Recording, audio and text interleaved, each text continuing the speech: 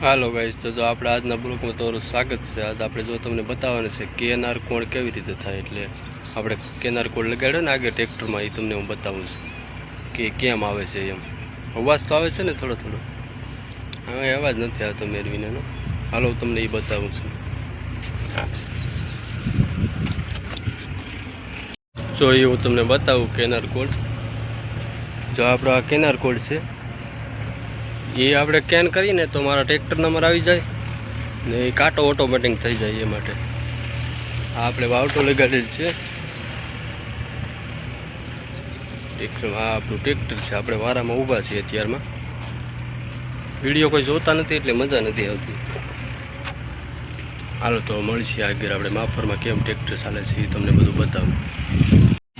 જો અમે ટ્રેક્ટર આવે છે ને, એ મારા ભાઈનું છે, ગોબરભાઈનું।